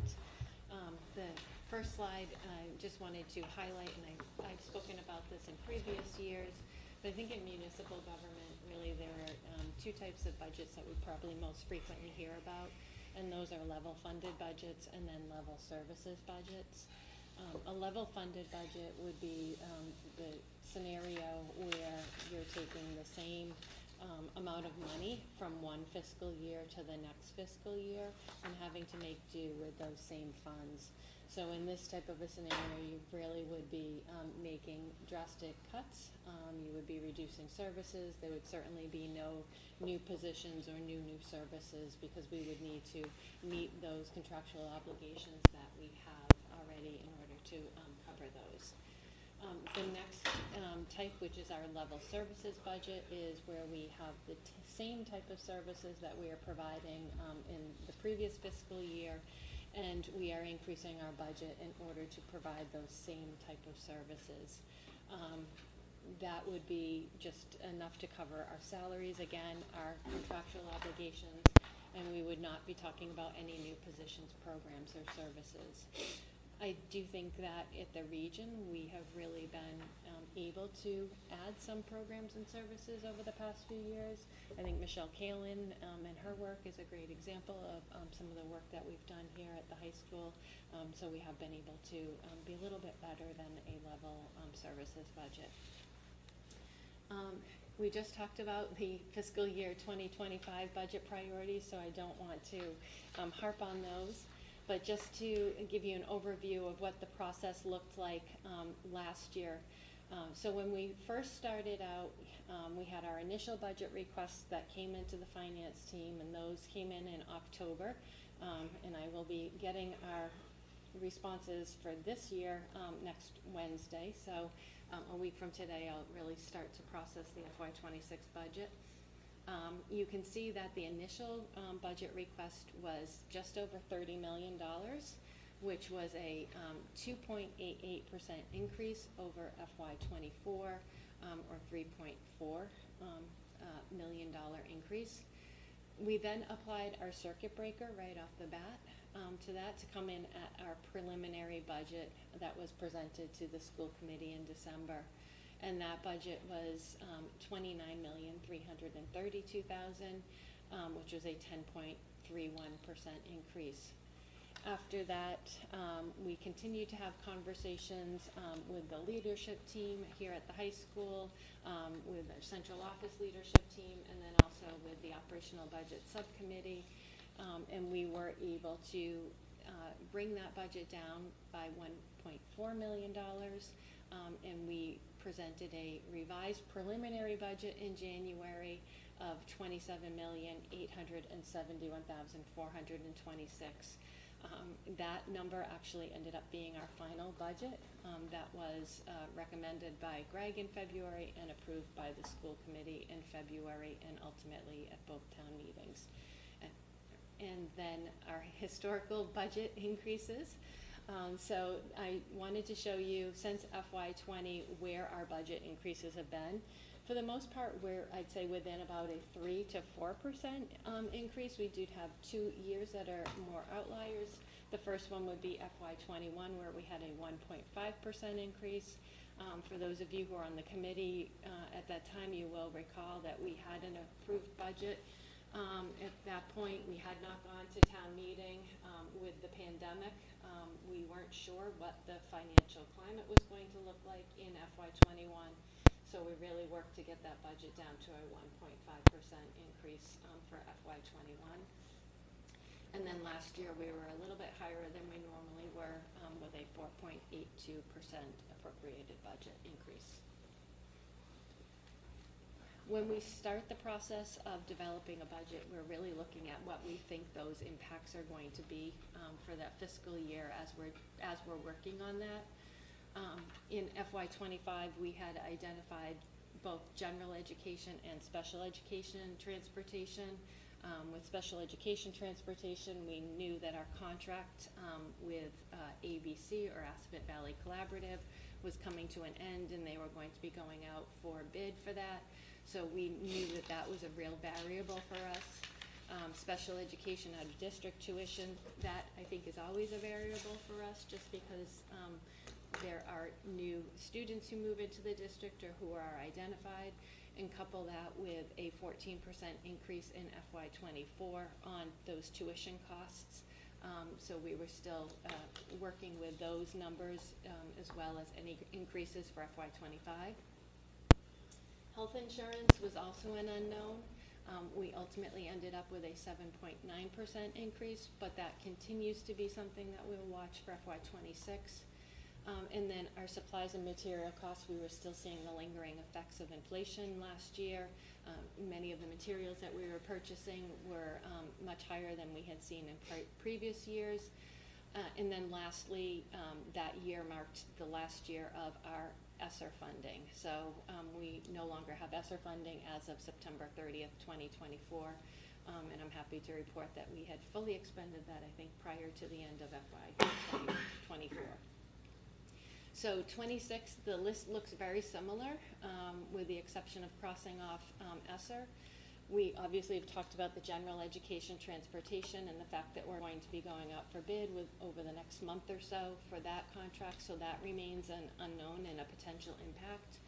And then lastly, our grant allocations, the funds that we receive from the federal government for our entitlement grants, for our title grants, our IDEA special education grants, we are seeing a decrease in those funds that are coming from the federal government and from DESE. So that's something that we are watching closely as well, as there are certain things that we have been including on those grants that need to find a home now in the operational budget. I also wanted to share with the committee, and I guess there was a new report that was released just the other day, and so the inflation is continuing to come down. This report is as of August. The report that was released last week is actually showing 2.4% inflation for the calendar year. So it is continuing to creep down each month, not much, but that is a good sign for us going forward. And then lastly, just the budget process. I think we mentioned that we started this process in August when we first met with the NASA team over the summer, just to review some of the budget goals and the budget expectations going into that process. We have started the work with the regional school committee in terms of looking at the budget calendar and our goals. We provided all of our spreadsheets to the NASA team on September 16th, and those are due to me next Wednesday, October 23rd. We've also started to have preliminary conversations with our towns and with the leadership team, and we are going to be starting the work of the capital planning and looking at those plans for going forward for FY26. In November, that work will continue, where we will hopefully have approval of both the capital plan and the budget priorities in November. In December, that marks our first presentation to the school committee with the preliminary budget, and we continue the work to fine-tune it until we get to January, when we present either our revised preliminary or our recommended budget. In January, February, and March, we're looking at the budget. The school committee is then voting on the final budget. We're meeting with our financial advisories in both towns, and we are having a public hearing on the budget. And then finally, it culminates with the 2 town meetings And as Greg said, it is Monday, April 7th in Southborough, and then Monday, April 28th in Northborough. And so that is the budget process in a nutshell. Yes. Did you say that in FY '24 that out-of-district tuitions went up by 14%? Yes. So the Operational Services Division of it's a section of the Office of Inspector General. They review all contracts and they will assign an inflationary rate for special education tuitions. In FY '24, they did allow all of the private schools to have a 14% increase on their tuitions. And that is not typical this year. I think it is a 3.42% increase. So that was really not the norm. They cited increased, which we're all facing, but increased staffing costs, the inability to really staff the programs as their main driver in that.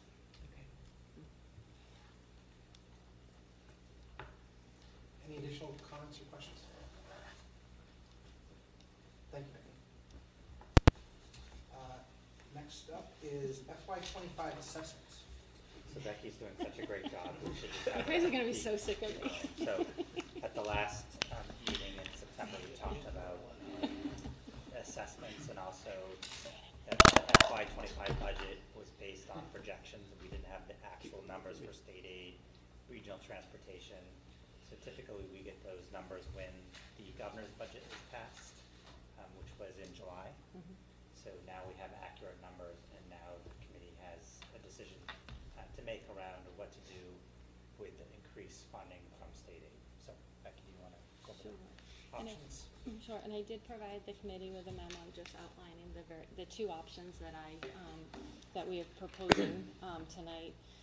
So the first option would be for the school committee to revote the assessments based on the updated Chapter 70, the regional transportation reimbursement, the minimum local contribution, the amount that we have in the regional transportation fund, as well as the debt figures for the athletic complex as those interest charges are now known. So that, by passing that option, the assessments would change for Northborough, where it would return $203,178 to the town. It would reduce their assessment from a 7.88% increase over FY '24 to a 6.52% increase. In Southborough, it would lower their assessment by $126,812, and again, it would reduce their assessment percentage from 6.89% to 5.47%. Option 2 would be not to adjust for Chapter 70 or the regional transportation figures. We would only adjust for the updated minimum local contribution, the amount that we have in the regional transportation fund, and the debt figures. The one number in those three that we really should, or we do need to make sure that is included in this assessment is that regional transportation fund. We do need to vote to make sure that that is accounted for in our assessments to the two towns. So in this scenario, it would lower Northborough's assessment by $98,639 and reduce their percentage increase from 7.88 to 7.27. And then Southborough's would be reduced by $61,479, and their increase would reduce from 6.89% to 6.2. So the difference for us is, the difference between those two options for Northborough is $104,539 for Northborough, and then $65,332 for Southborough. Any additional funds that we would have would then fall to our excess and deficiency at the end of the fiscal year, and those funds could potentially be used towards the phase 2 of the athletic project, the amenities building. And so those are the two scenarios, and I welcome any questions on that. anybody have any questions, comments? Paul? Have there been any discussions with the town about these towns? So I've had preliminary conversations with Mark Purple about kind of the different options, and then in Northborough, I've not had conversations with the town administrator because We're switching. Yeah, switching. Yeah, that's right. What was- So I think we both have voted budgets, so the schools have appropriated amounts for, in their budgets in the towns, so if it doesn't, if it's not turned back to the town, it falls back to the regional E&D. If it's turned back to the town, it falls back to their free cash. The conversation I did have with Mr. Purple was the fact that the amenities building, the proposed, budget that we had, $470,000, will not fund the project, and therefore most likely we'll need to either come back to the communities and ask for the additional funding, or find a way within other funding mechanisms within the regional school committees influence to be able to fund the project, and this would be one. I have a question. If we use option 2, do we envision, that the $470,000 that we have already received from the communities for the amenities building, plus the additional sources of revenue, will actually result in the needed renovations of that facility? So we have been having internal conversations as well as conversations with RGB, our architect. We have asked them to really look at the plans that they've put forward.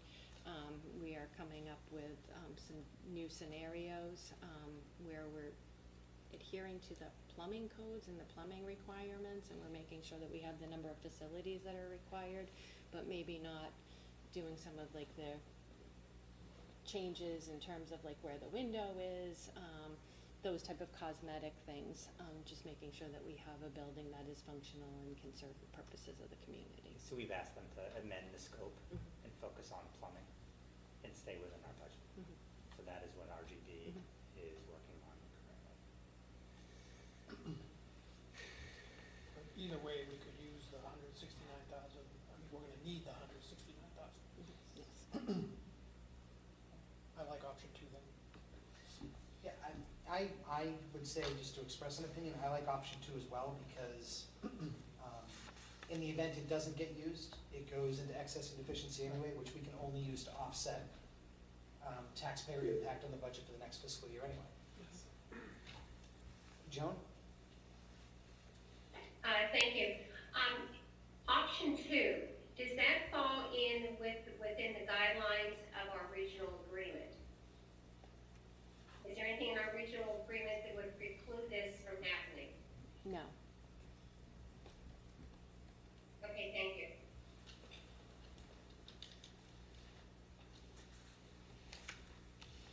Any additional discussion or comments? Is the committee ready to vote on an option tonight? Or do you want more time to deliberate? Okay. I will entertain a motion to adopt option 2 as described in the packet. Second. Who's the, Move second. moved by John, second by Matt. Any additional discussion? All right, we'll have a roll call vote. Kathleen? Yes. John? Yes. Chris? Yes. Jen? Yes. Sean? Yes. Matt? Yes. Paul? Yes. Joan? Yes, And I'm a yes as well. The motion passes unanimously. Thank you. And the last item under the superintendent's report to the committee is the athletic complex project update. So we just had some discussion, but Keith, do you want to provide a? Yeah, there were 3 topics, now there are 2. Yeah. And now, like Becky said, RGB is, we met with them last week, and they are going to come back to us with some of their recommendations of how to scale the scope, so we can get closer to our budget. So we are eagerly looking forward to that, and we hope to hear from them within the next couple of days. I hope to at least preliminary review what they have. The other two topics, yeah, John? So, I've heard this a couple times now. Mm-hmm. I appreciate us trying to scale the scope, but I just want to make sure that whatever we come up with is going to be as nice as what we currently have. So, I guess I'm not really interested in cutting corners here if it's going to look like something still from 1940. So we should be really thoughtful on that, as an you know, from what this is going to look like, because right now it looks great, and expectations from the community was that all of this was going to happen. So us deciding to reduce scope, that's an outcome that's going to live with us for many, many years. That's just my point, my observation. I think it's a valid observation. I don't really know if it's within the scope of the school committee to ask this, but to come up with varying levels of what we could potentially fund. So, I mean, I'll just make some general comments that we agree that the first priority is to make sure we're in compliance with the number of facilities. That's a number one requirement. The second requirement is to make sure that the space is usable and functional and is a place for gatherings, is a space where we can use for amenities and concessions. So those are all goals, and we have some ideas to accomplish that goals while focusing on fixtures first, and then a larger landscaping plan and concession plan second. I think we'll be able to accomplish both with how we're thinking about it. We also are working with Veron Landscaping Design, so he has been a key part of kind of a much bigger picture for that space, so that is also part of the equation that we're working on. I thought that was phase 3. That is going to be incorporated into phase 2. Because we have the money? No, just some ideas that we have and Okay. So, in terms of the scope, we're still talking about it's being used as a concession stand? Yes. Of some sort? Correct. Okay. But maybe the window doesn't shift to the side where the football field is? Correct. But that means that the space could have alternative uses, not just storage. So that's some of the conversations we're having, whether there is an athletic training room there where an ice machine can be installed and a table, so it's comfortable for our athletic team to do some of those things. Is just one of the ideas that's popped up that wouldn't require any jackhammering or walls that come down. It would just be using the space that's already there, but thinking of it in a different way. so I think the way we're approaching it is that $470,000 will be for the plumbing project. Right. The additional money that we have through, the additional, that will fall to the bottom line of B&D will be used to look at the concession and the landscaping. Yeah. So that is how we'll accomplish the two.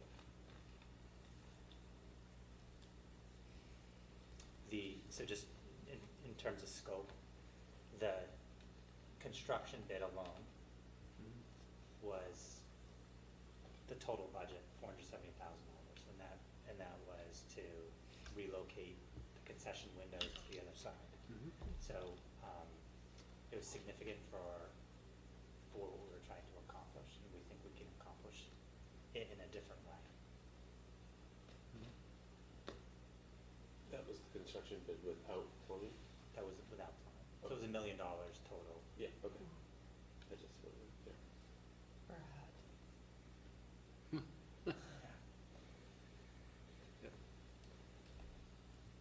So yeah, so I would definitely, I am anticipating that by the time of our next meeting, we should have options to discuss. So that's our hope for the November meeting. The other two things worth noting is that we have continued our punch list items with DW, our construction firm, as well as our project manager, Gale Associates. We met with them last week to kind of finalize some of that, and I can report as of today, they were working on them. So we are at a little finite list with them of wrapping things up, so things are in very good shape, and we're getting good response, both from DW and Gale, on what we've proposed to have cleaned up, so that's a good thing. The last thing worth noting is that Assabet Valley Regional Technical High School completed their exterior renovation of the two maintenance spaces, the old snack shack and the maintenance building. That was completed today ahead of schedule by a couple weeks, which is fascinating. They've had great weather, and that's proven to really help them out. So a huge thank you to Assabet. Wayne Carlson is the coordinator of that program. He has been awesome to work with. He collaborated with Mike Gorman frequently to make sure we were on target, and it looks fantastic. So I was able to take a walk around it prior to the meeting today, and it looks outstanding. So a huge thank you to Assabet for their work of beautifying those and much needed renovation to the exterior of those two spaces. Is one of those punch list items a sound system by any chance? Yes, it is. Good.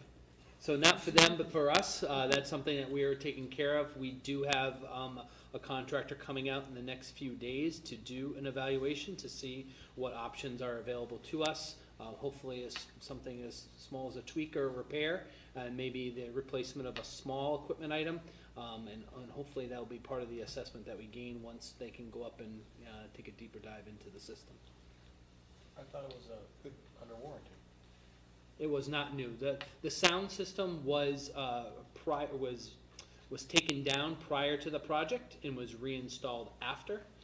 So it was something that we felt we had good life expectancy with, but one component at minimum didn't make it the way we'd like. So that's what needs to be evaluated now that it's all up and it's not performing well. So we're hoping for a good, clean prognosis with that. Kathleen? Is there a way, as the regional school committee, that we can send a letter to their school committee and thanks, and just explaining this and just making sure our relationships are healthy ecosystems of interconnectedness, you know, but on behalf of the school committee to just do that as a reach out? It seems quite appropriate. Do we pay them?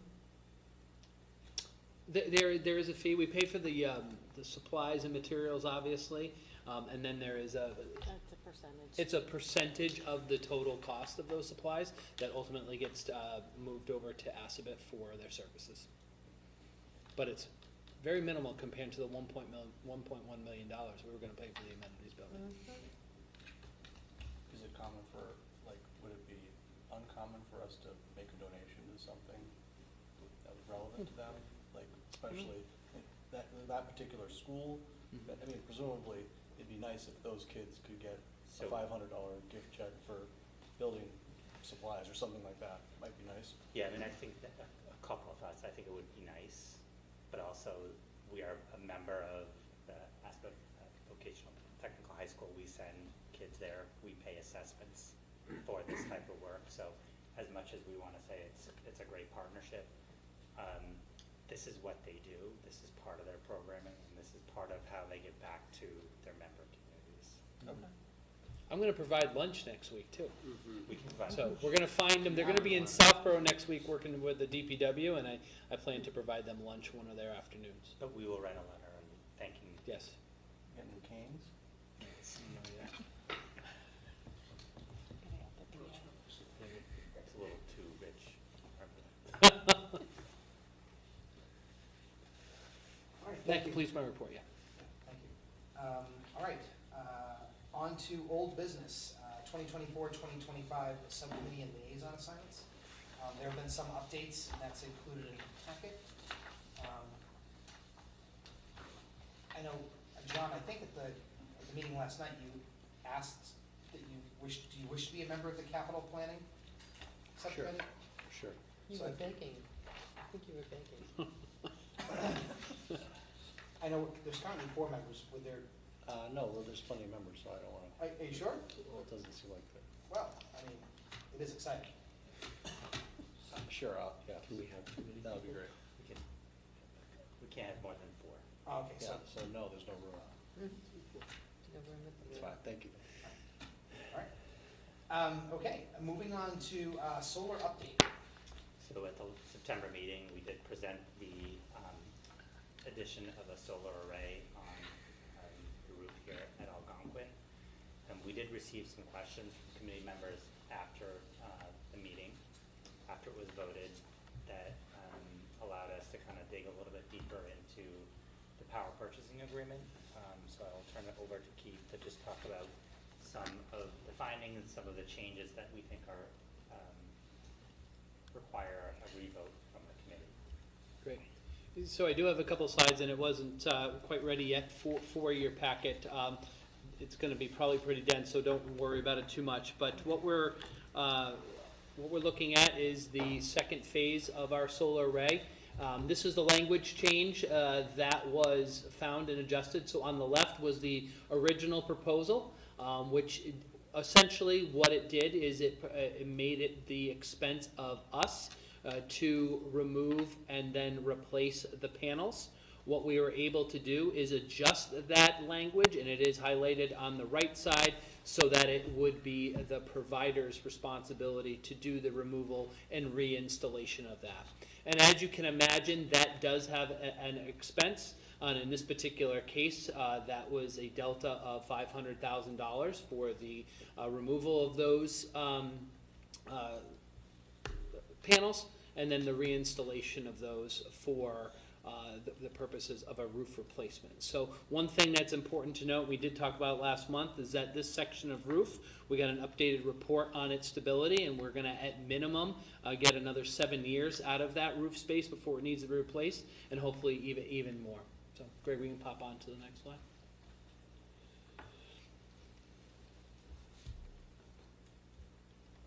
Okay, so for this was the original proposal that we shared in the chart, and it's kind of not completely clear, but it's approximately $1.5 million of anticipated savings over the course of the 20-year PPA term. This was based on a rate of just over 7 cents for the kilowatt hour, which is a very strong rate, is one that why we were eager to get that locked in. So that's how that kind of amortizes over the 20 years of the PPA. And Greg, if you go to the next slide, with the adjustments of the wording that we had to get that roof replacement in place, we do retain that 7.5 cent rate up until the 7th year, which is equivalent to the roof report that we got, and then it's amortized from year 7 through year 20 at approximately 14 cents for the kilowatt hour. We still are able to retain a pretty sizable savings over the course of that 20 years, but it no longer equals that 1.5 million. It's more of a 1.2 million savings over the course of that time. And I do want to thank Select for their work on this and their partnership. They did identify that as something that was missed and made the necessary adjustments, and are also cost sharing that removal and replacement of the panels so we can support the agreement that we would like to have in place. So kind of in a summary, and this is important to kind of, as we are plotting forward, our current array is producing 32% of our total electricity consumption here at Algonquin. The proposed array, which we're calling phase 2, is expected to produce 55% on our second meter, and we do have a total of 3 meters here at Algonquin. 2 are main and 1 is supplementary. So with combining the current array with the proposed array, we are going to be generating approximately 50% of our total electricity usage for Algonquin, which is obviously a good foothold to have, and we are utilizing the structures that we currently have in place to do that. The other benefit we're seeing with this is that rate and locking that in, even if it's just for that 7 years, is quite advantageous for the district to have it in place. So thank you for the committee for identifying this discrepancy, and I'm happy to work with Select on what we've been able to produce, and would recommend moving forward if the committee is at will. Any questions? When would it start? The hope is that construction would begin before the end of the year. In fact, a majority of it does have to be completed before the end of the calendar year to really maximize on the savings, and Select is prepared to do that.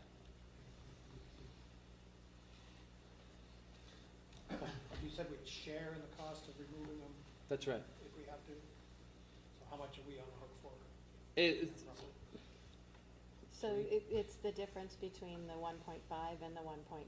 So It's 300K. about a 300,000, and so they are taking on the additional 200,000 Right. of the 500 that it takes to take it down and reinstall it.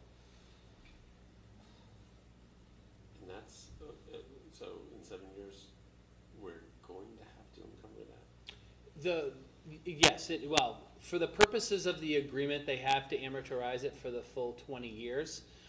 But the hope is that, we wouldn't need to actually do the roof replacement until, let's say, year 9 or year 10 from now. However, for the PPA's purposes, that rate change would occur at that 7th year mark.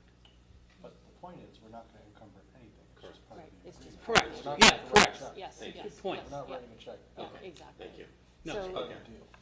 So in 1 year, between the Thank you, John. 6th and the 7th year, we'll see an increase in Yeah. our rates by about 27,000 or so. Right. Got it. So, is there any additional discussion? All right, so I'll entertain a motion to approve the revised power purchase agreement and lease agreement as presented. So moved. Moved by Paul, Second. second by Sean. Any further discussion? All right, roll call vote. Kathleen? Yes. John? Yes. Chris? Yes. Jen? Yes. Sean? Yes. Matt? Yes. Paul? Yes. Joan? Yes, And I'm a yes as well. The motion passes unanimously. Again, thank you for your. Thank you. No, thank you. All right, next on the agenda is the policy development and/or distribution. The animals on school premises during school hours, it's an approved policy, it's included in your packet. Any public comment? Or from the committee? Joan? I always have something.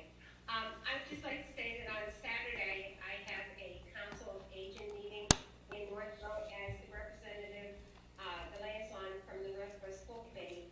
And just connecting those two together, and through the chair, I would like to ask if, through the principal's report that was given tonight, if there is some way that the seniors could attend a dress rehearsal, if possible, on either the concert, the chorus concert, or the orchestra concert on October 30th. I know that there's many seniors that have probably had musical talents in the past and would love to see the talents that our students have. So, Mrs. Webber, would it be possible, and can I get an update on Saturday, if you could check out on that and get back to me? I Is would, it possible? yes, I will check on that. I'm not certain they do a dress rehearsal for our concerts, but I will find out for you. And while I'm at it, I'll find out about a dress rehearsal for our fall musical, which is in November. And that could be yet another place to try to network with our senior center. I will check on Yeah, that. 'cause I know last year, when you hosted the Doll Men, the ULL from North. I remember them, yeah. They had such a good time, going through the athletic complex and, seeing the new football field and everything. So I really appreciate any way we can reach out to the seniors and showcase the talents, of our talented students. So thank you very much. You're welcome. Thank you. Any additional comment? Sorry. John? I just have, I have the same comment, and I think it didn't necessarily clear up.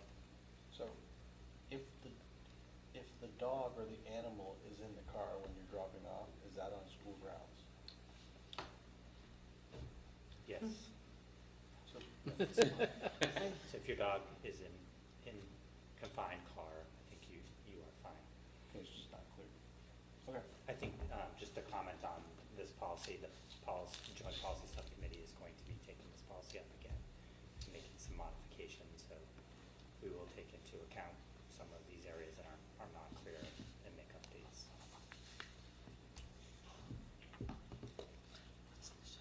All right, on to personnel, distribution of personnel report. So in your packets, the personnel report as of October 16th, I think, a very short personnel report, which is always good news. It means that we are pretty near fully staffed, so nice job to Principal Bevan and his team and central office HR department. Thank you. Communication, oh, sorry, John. Just think, how's your sub situation? Are you able to find, I know that's been an issue in the past. We are okay, and largely in part due to we access our large, big public spaces like our cafeteria and auditorium when we crest over like the threshold where we have too many absences to be handled by subs and directly put into classrooms, which is our first preference. And once in a while, we'll get some confluence of events that result in either too few subs and too many people falling out, and that's how we handle it, and it's worked out pretty well. We've been recruiting subs from Neshoba and Berlin was. That's where they all went. Yeah. Okay, 50 cents more. What is the thing? All right, approval of bills and payrolls, that's done electronically. And agenda items for next month, school calendar discussion and fine performing arts department presentation. Anybody has anything they want to potentially add, Sean?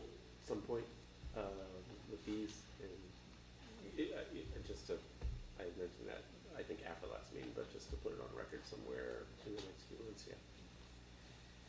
And Joan?